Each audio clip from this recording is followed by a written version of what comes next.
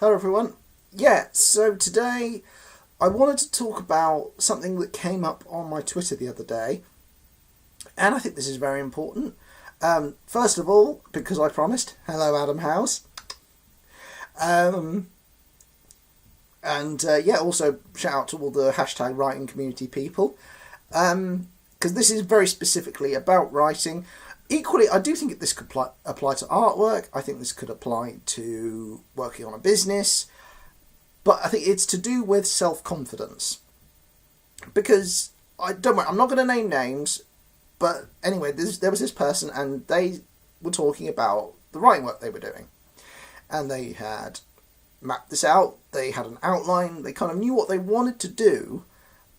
But they couldn't really work out how to go through the process of what they were writing.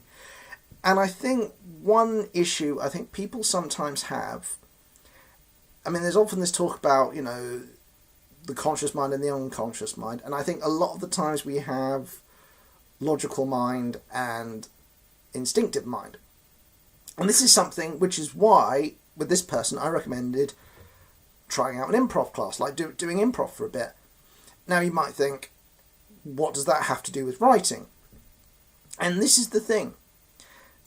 This is why I talk about the two brains, because in effect there are two elements of when you write. There is when you need to kind of redraft and edit things, and the actual process of writing.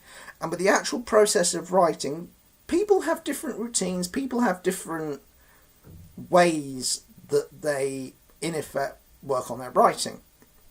And the trick is to balance out the logical side with the instinctive side. And I know plenty of people, they'll set themselves targets for chapters and word counts, etc. And if that's your style, that's fine. I'm not going to criticise you, because if that works for you, awesome. I personally don't do that so much. Part of it is because when you work on a comic, you're doing it more as a script rather than doing out loud writing. Another part is because a lot of my sort of day job work is writing articles, so I tend to do word counts and things and very sort of specific structural things during that work. So I kind of, when it's my own stuff, I tend to be a bit freer and a bit looser. And like I say, there's no right or wrong to it.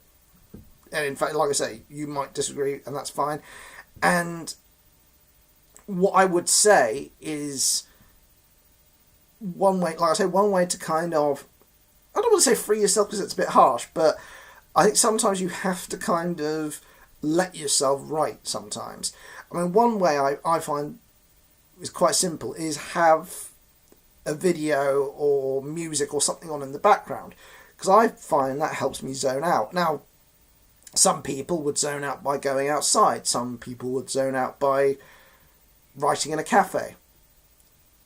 Again, there is no right or wrong here. It is finding that kind of, I don't want to say, again, comfort zone isn't quite the right word, but that area in your mind where you can write, and with that first draft, just go for it.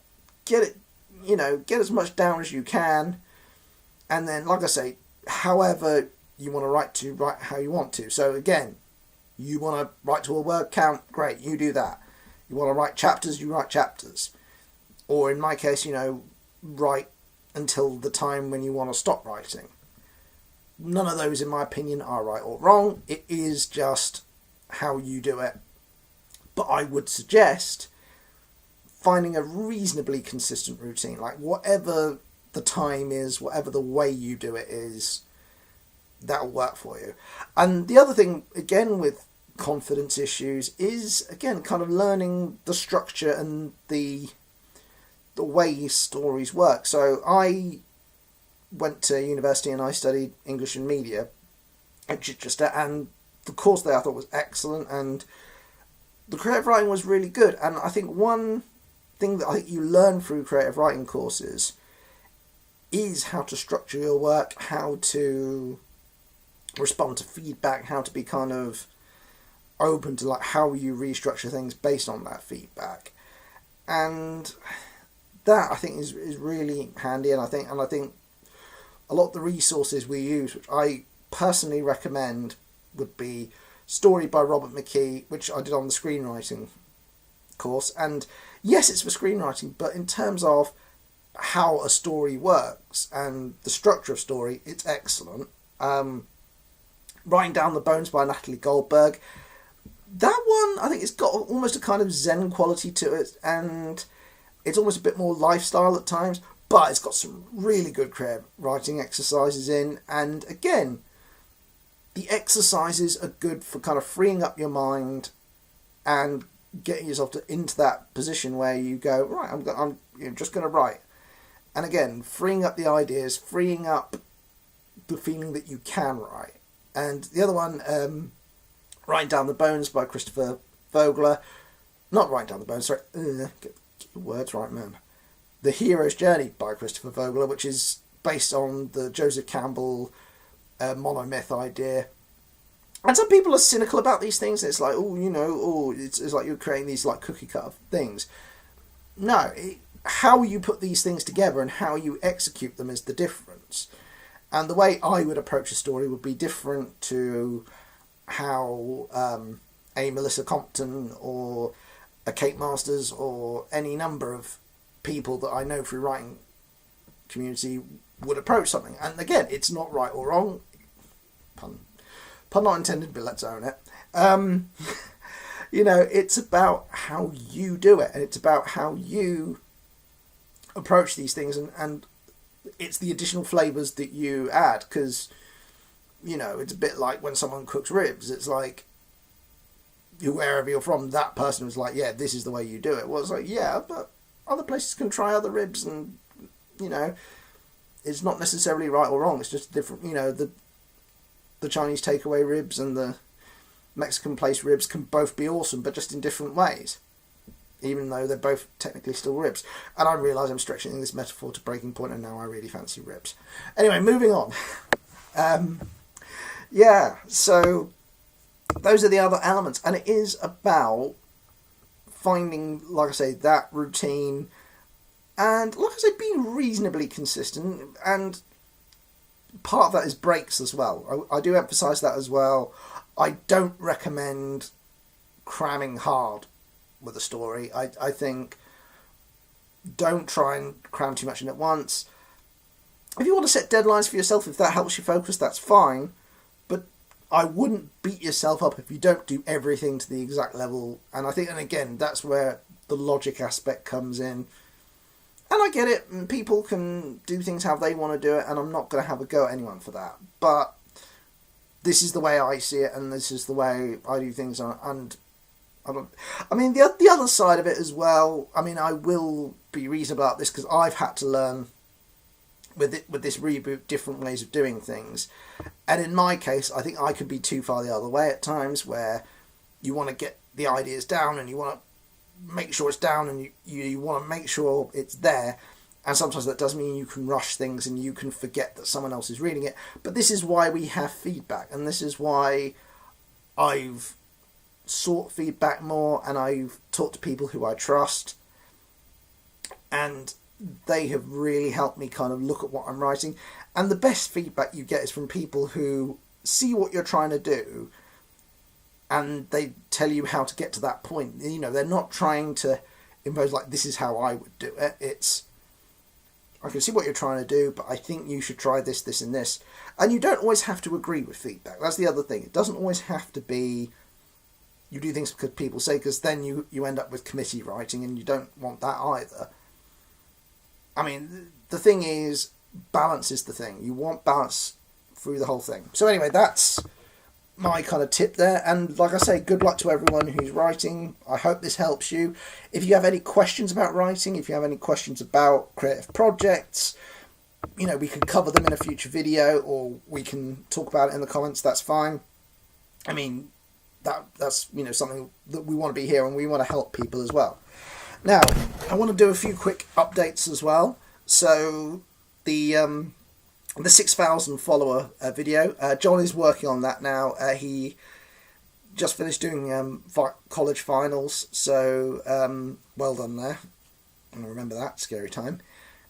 And what you've got to remember is there's all these kind of different things that he's putting together, and we did that, and we had to, again, going back to what we were talking about, kind of restructure the script a bit and try and get this, working as best we can. And he does a great job, and like I say, if you've seen the comic videos, you know that he does put his own stamp on those things, and he does a really good job. And like I say, in the promo stuff he's done, I'll link to his playlist, because again, you can see the work that he's done already, and I'm really grateful. And he also did the role play form for us as well, and he's done some great fan art, so really grateful to that.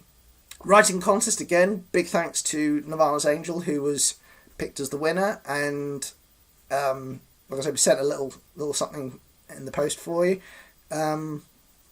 But yeah, just really impressed, and so we'll be posting up a update on that soon, and that will also include the writing collection by all the people that took part. So thank you once again, everyone who took part. I'm really chuffed with the work you did. That was really good. I was really impressed, and that'll be on the website soon. Once the website guys, Visualize, again, brilliant job. Really chuffed with what they do, and I've got to say, if you want someone to create something that fits your work, they are really good. So there's that. The final thing as well, we are heading up to July, which is on the 6th and 7th of July. We will have the stand at the Castle Mall, which I am very excited about. And what we would love is to get as much merchandise and people in costume together as possible. So we have got one slot left for the issue 2 cameo appearance. So if you would like to cameo appear in Rain City Chronicles issue 2, you have got one shot left, so which is £100, which is roughly $130, although when you put that in on PayPal, it kind of converts that automatically anyway. And as well as the cameo, you will also get extra goodies and exclusive previews ahead of the release as well. And like I said, I'm really excited. I think the work Joe has done has been absolutely fantastic. We've been putting up previews the last couple of weeks of work in progress pictures, but when we have more, we will preview more when there's more complete pages, because I think you want to represent the work as much as possible, and I think Joe's done a terrific job already, but once it's more complete, I think everyone will get more of a feel of it. But already I'm loving the style. Reminds me very much of Don Bluth, and that also means you get the fun and the quirkiness, but the darkness and the edge that comes with this story is there as well, and I'm really chuffed with that. And if you want the first looks at this, if you want to know more, the Patreon's just $1, and that will also cover our Discord as well. So if you want that, we have Ko-fi, we have sponsorship as well, which again for the stand, lots of stuff. All the support we've had so far from everyone who's put it in. Like I said, we have the special thanks video, which we'll put at the end. It just means everything. It really means everything, because everyone's worked so hard at this, and there's all, like I said, there's all these great artists, there's all these fantastic people that have given up their time to support us, and it means a lot. And one last thing, just one more thing.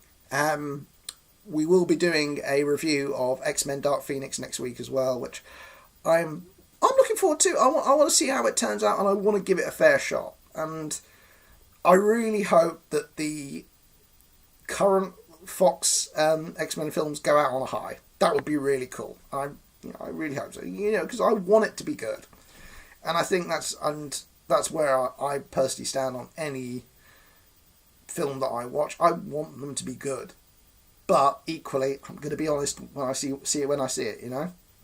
So anyway, again, the usual gubbins with these things. Like, subscribe. We're nearly at 100 subscribers, so if you could help us out with that and share the video, we'd really appreciate it. Much love. Mwah.